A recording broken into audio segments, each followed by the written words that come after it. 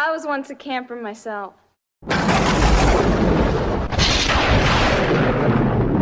it wasn't anything like this. Cheap creep.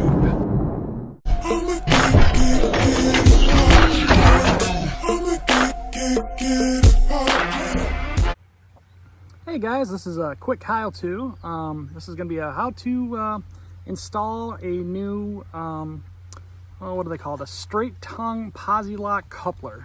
Okay, if you don't know what that is, that's basically the thing that, you know, latches down to hold on a ball hitch onto this. So this camper that I got, I went out and had to pick one up at a hardware store, and it was the wrong size and it wasn't working, and it was really hard getting it home safely. So I went and I got the correct, I believe the correct shaft size, a little bit shorter. I don't know what size shaft this is, but let's see what the kit says. Okay, this kit is a Curt, and it's model 250/94, and as you can see, it is a 1 7/8 ball hitch, which this guy is. It's the smallest one of the family. This works on like late 80s, early 90s Colemans, and probably some others as well. They were using these smaller balls, and it's rated up to 2,000 pounds with a 200-pound tongue weight capacity. So for a little camper like this, that works, but I think they did go up in size to like a standard 2-inch, or I don't know, don't quote me on that, but so bear that in mind, I guess, when you're setting these up. Now the instructions are pretty straightforward. I wish they would tell you like what size shaft you need, because these do come in different lengths. You can see this is the new one I got that's shorter. Hopefully that works.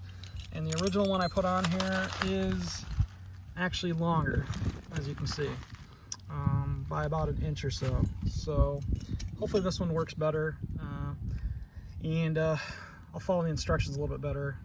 The last one I was in a hurry when I did it, so I think I lost like that little square plate and that little spring or something. I don't remember. It's not on this one, so I must have lost it fiddling around with it to get it home. But all right, so we'll start with the first step. It's just simply to put this guy down in the hole, in the position, in the locked position, like so. And then you can see the assembly. You got a tall spring, so you put the tall spring in, and then the ball tongue, I guess, is what this thing is called, maybe, I don't know. But be very careful, because if you look at figure 3 here, on the inside of your hitch there's a pin that this has to sit in, and I'll show you here. And all of them should have this, so make sure that you put that in around the pin. All right, here's a little pro tip for you. You need to compress the spring and drop the shaft in and line the tongue up, and there's just too much going on. So what I do, or what I did, is what I've done doing shocks on a car, not with zip ties because it's dangerous, but compress the shock down and then cable it down somehow. Zip ties in this case works because the spring can be compressed with your fingers. All right, then after you put that down in the lock position, the spring, like I said, goes in the middle, then the tongue that slides over that bar, which I got in place. Then the next thing that goes on is that little steel plate, and then the hard spring, and then the nut. And it leaves you just enough room to get in there to cut your zip tie, so you can clean that up. So let's get that done.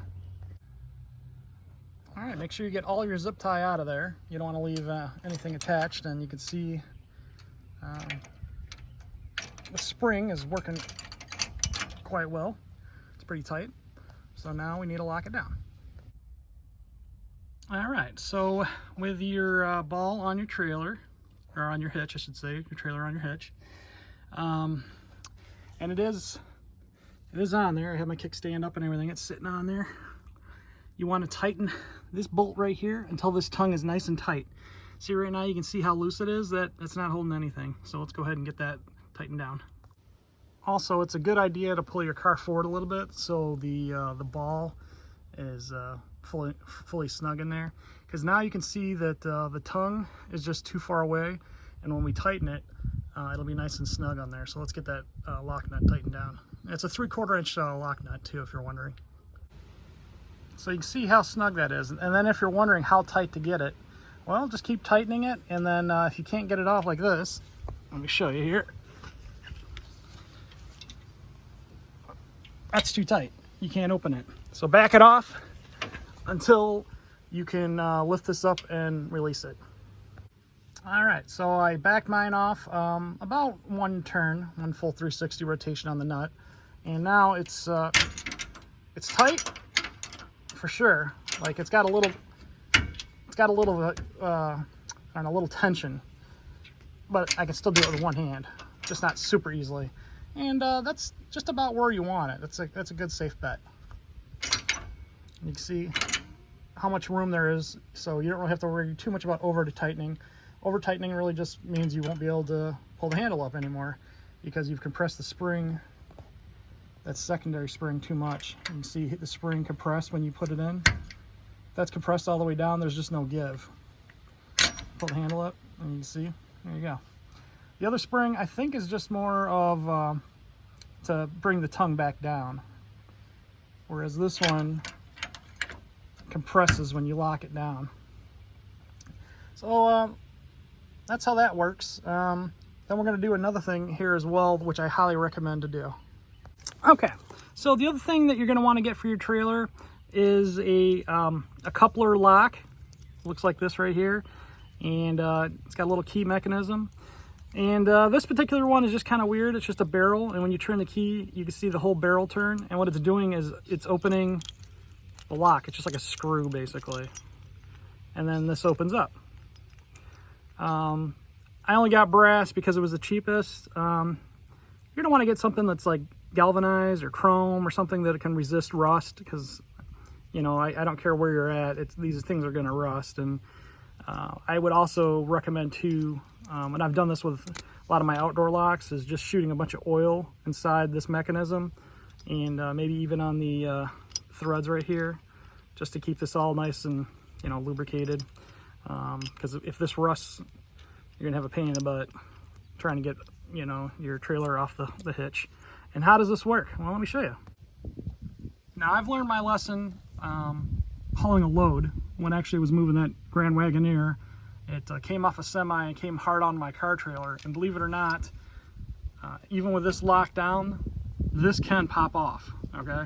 And you do not want this thing popping off on the freeway or whatever. Also, if you get a lock like this, you can, you know, protect your trailer while it's not connected.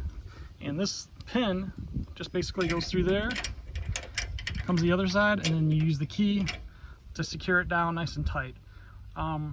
Even if you don't want to use a lock, that's fine, but at least get yourself a pin that goes in there to prevent this from ever disengaging.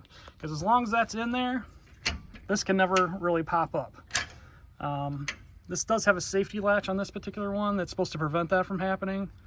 I would still get one of these. It's a peace of mind, and you can use it for security, so it's not a bad idea. You can get them under 10 bucks on Amazon.